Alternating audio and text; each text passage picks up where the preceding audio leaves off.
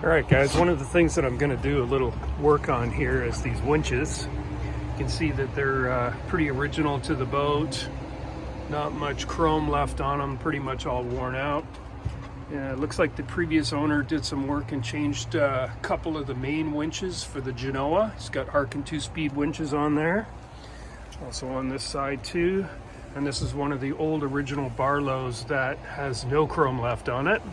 There's a couple more on the cabin top here. It looks like he changed one of the winches.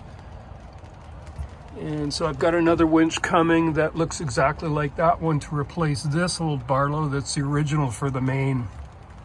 Some of these clutches here are looking a little scary, so those might get changed also. And on this side too, I've already changed out the compass. The original compass on this boat was so cloudy you couldn't actually see it, so put a new Ritchie bulkhead compass in here.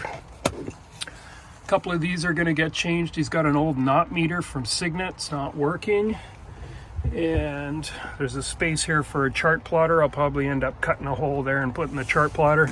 And on this side, he's got a pelagic autopilot, which seems to work really well. So it's not tied to anything else. It has its own gyro, and you can put it on a heading.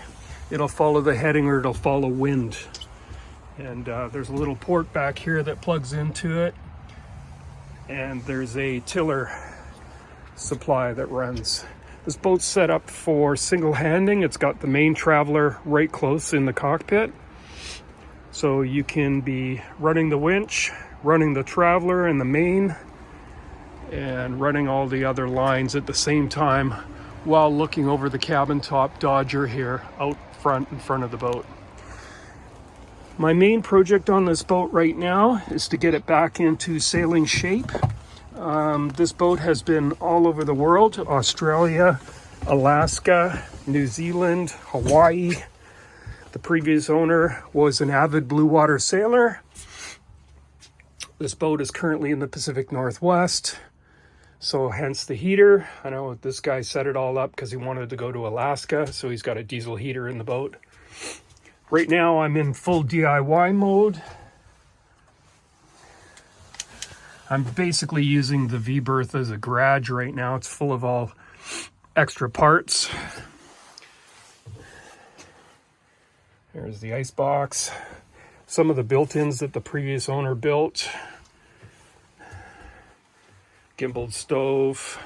Now this boat has dual quarter berths on either side. This one basically is going to turn into the technical compartment.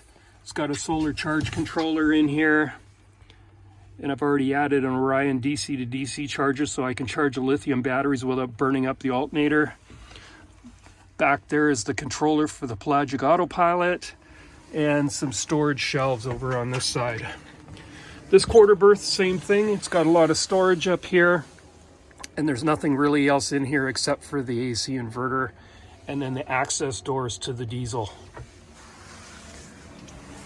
And the settee.